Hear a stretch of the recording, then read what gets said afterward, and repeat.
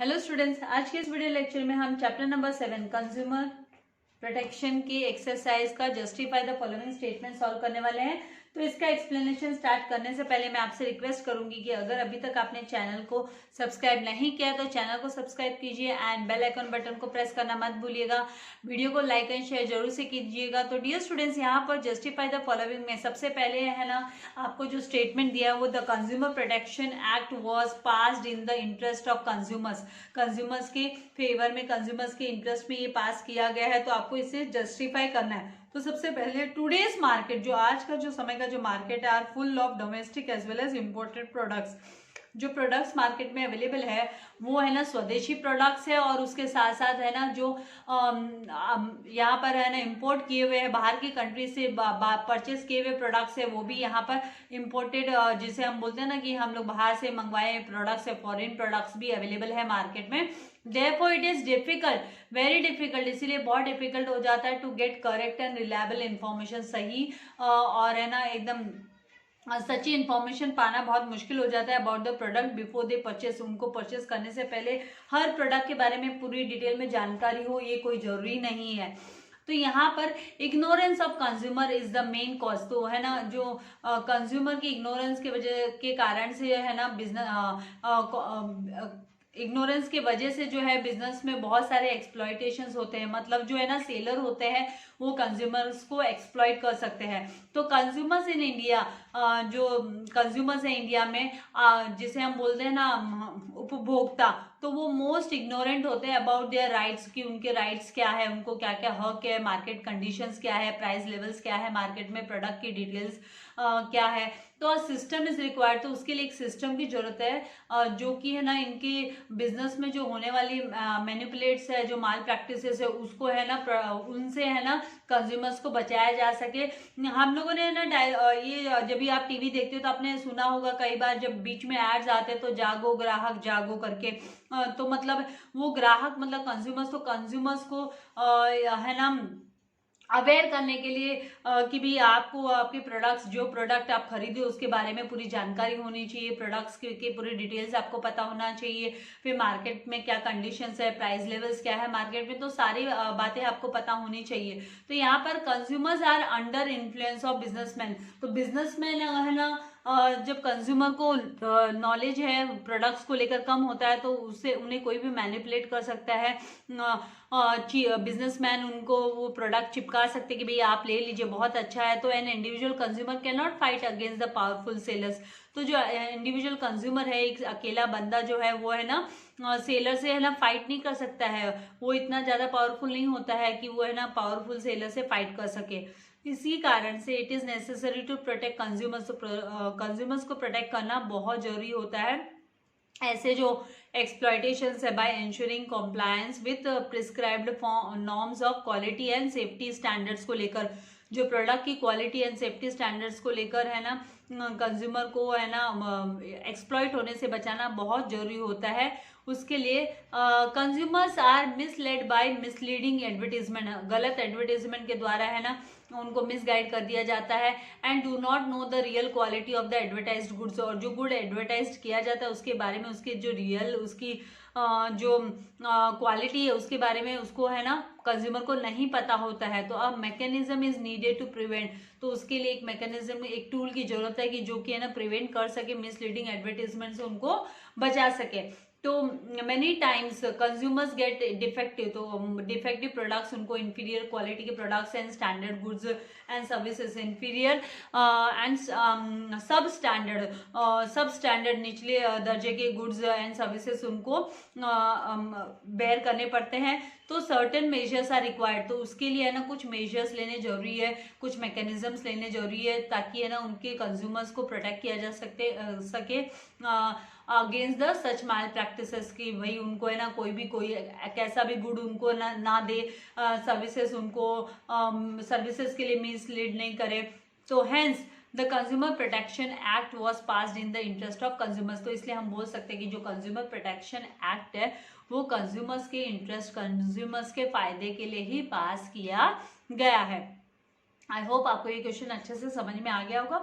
इसका आपको स्क्रीनशॉट लेना है तो आप इसका स्क्रीनशॉट ले सकते हैं। नाउ हम मूव करें नेक्स्ट क्वेश्चन पे, जो कि क्वेश्चन नंबर 2, जहां पर बोला है कि how consumers have many responsibilities. Consumers की भी बहुत सारी जिम्मेदारियां होती है, रेस्पॉन्सिबिलिटीज होती है, जवाबदारियां होती है।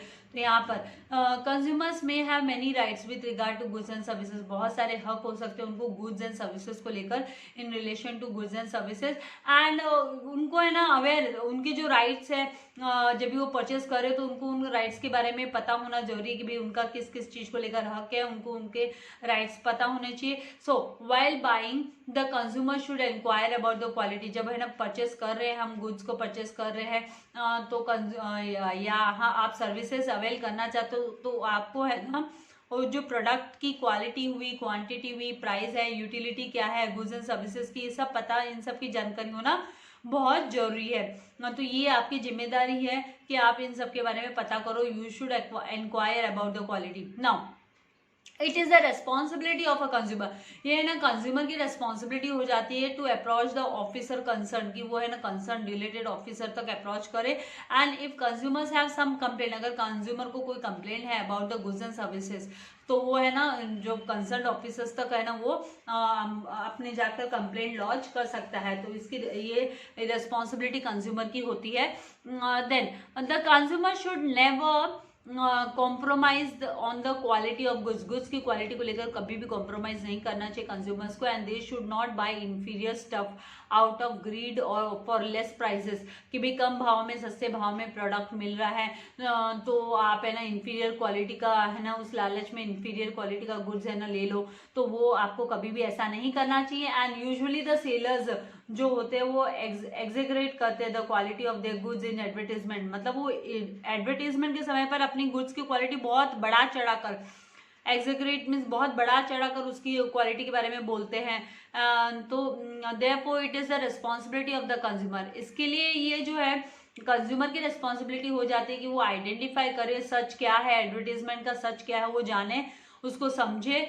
जैसे कि अभी मैं आपको एग्जांपल दूंगी कि अभी जैसे यहाँ हम लोगों ने फेयर एंड लवली क्रीम के बारे में सुना है कि भाई है ना वो आपको आपकी स्किन को फेयर कर देती है, फेयर एंड लवली। तो अभी है ना उस कंज्यूमर अवेयरनेस आने से उस क्रीम का जो फेस क्रीम है उसका नेम भी अभी चेंज किया गया है, लवली एंड फेयर करके यहाँ पर उसका नेम भी चेंज किया गया है। तो ये जो मिसलीडिंग जो एडवर्टीजमेंट्स होते हैं उनकी वजह से जो बढ़ा चढ़ा के उनके बारे में बोला जाता है, तो वो कुछ कंज्यूमर्स है उन प्रोडक्ट को परचेस करते हैं लेकिन उसका उनको रियल बेनिफिट कोई नहीं मिल पाता है। तो इसीलिए कंज्यूमर की भी ये जवाबदारी कि भाई वो सच्चाई क्या है, एडवर्टीजमेंट के पीछे ट्रूथ क्या है उसको जाने। Now consumer should always ask for invoice for the goods purchase. जो भी वो गुड परचेस करता है तो उसका बिल, उसको बिल के बारे में उसको बिल की डिमांड कर लेनी चाहिए कि भाई हमको है ना आप है ना इसका बिल प्रोवाइड करो।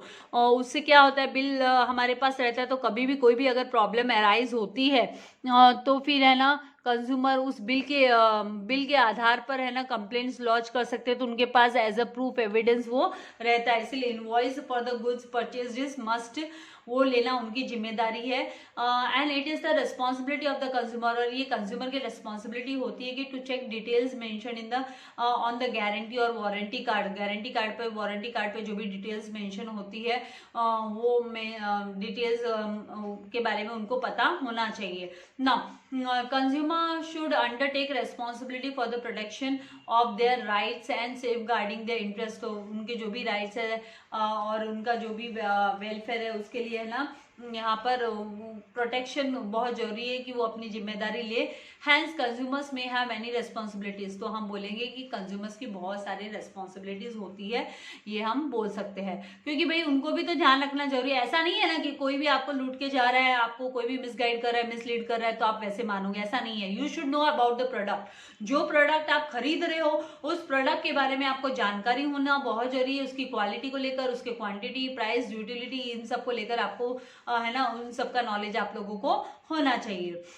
नाउ हम मूव करेंगे क्वेश्चन नंबर 3 पर, जहां पर aim of consumer organisation is to protect the rights of the consumer. तो कंज्यूमर के राइट्स को प्रोटेक्ट करने की जिम्मेदारी होती है कंज्यूमर ऑर्गेनाइजेशंस की। उनका जो मोटो होता है, एम होता है कि भी है ना कंज्यूमर के राइट्स को, उनके हक की है ना वो सुरक्षा करें, हक की सुरक्षा करें। तो यहाँ पर the following is the role of consumer organisation. जो नीचे दिए हुए रोल्स हैं हम पढ़ेंगे अभी, इन कंज्यूमर प्रोटेक्शन में कौन कौन सा रोल होना चाहिए एंड एजुकेशन में कौन सा रोल होना चाहिए। तो सबसे पहले टू ऑर्गेनाइज ट्रेनिंग प्रोग्राम्स, भाई ट्रेनिंग प्रोग्राम्स ऑर्गेनाइज करना फॉर द कंज्यूमर्स के लिए and make them conscious of their rights and modes of redressal of their grievances. मतलब उनको कोई भी खेद, उनको कोई भी प्रॉब्लम हो प्रोडक्ट्स को खरीदने के बाद में या सर्विसेज को अवेल करने के बाद में, तो वो अपने जो उनकी जो कंप्लेंट्स है उसको वो लॉन्च कर सके एंड उनको है ना अपने हक का भी वो ऑर्गेनाइजेशन वो वहां तक आकर, मतलब ऑर्गेनाइजेशन तक जाकर अपनी कंप्लेंट्स को लॉन्च कर सके और उनकी जो प्रॉब्लम हो वो है ना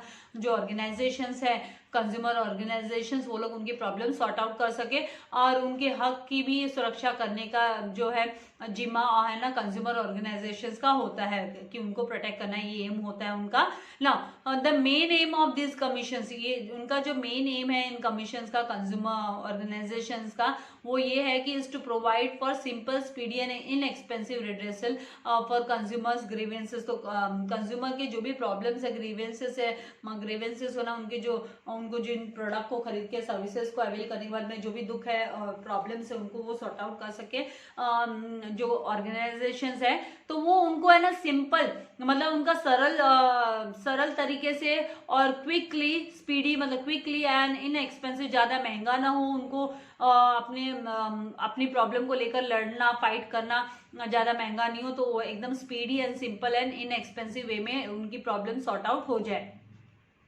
देन नेक्स्ट यहाँ पर to increase the level of awareness among the consumers में है ना कंज्यूमर्स में अवेयरनेस लाना कॉमर्स एंड इंडस्ट्री को लेकर for ensuring better deal for the consumers, ताकि कंज्यूमर्स खुद से अपनी अच्छी डील कर सके बिजनेस में। जब वो परचेस कर रहे हैं कोई प्रोडक्ट्स या सर्विसेज अवेल करना चाहते हैं तो उसके लिए जो पे ऑफ करेंगे तो वो उनको उस चीज़ के बारे में अच्छी खासी जानकारी हो।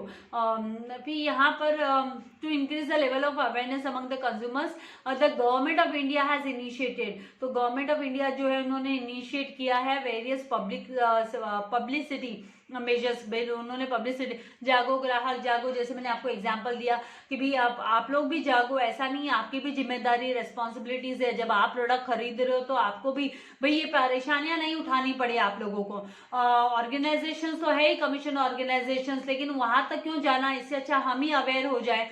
तो to interact with the businessman and chambers of commerce and industry for ensuring better deal for consumers and साथ ही जो कंज्यूमर ऑर्गेनाइजेशन है वो लोग इंटरेक्ट करते हैं बिजनेसमैन एंड जो commerce chambers of commerce and industries है, तो उनसे कि भाई वो कंज्यूमर्स को सही सर्विसेज एंड प्रोडक्ट्स प्रोवाइड करे and to file the public interest litigation on the important consumer issues को लेकर, जैसे कि such as ban on a product injurious to public health. कोई प्रोडक्ट अगर है ना पब्लिक हेल्थ के लिए सही नहीं है तो वो उस पर बैन लगना चाहिए, जैसे तंबाकू हुआ, गुटखा हुआ, ये सब पे बैन है, महाराष्ट्र में भी बैन है। Hence the aim of consumer organization is to protect the rights of consumers। तो जो कंज्यूमर ऑर्गेनाइजेशन का जो एम होता है वो क्या होता है कि वो है ना जो कंज्यूमर्स के राइट्स है उनकी सुरक्षा करे, जो हक है उनकी सुरक्षा करे, ये उनका मोटो होता है, एम होता है। तो आई होप आपको ये जस्टिफिकेशन समझ में आ गए हैं।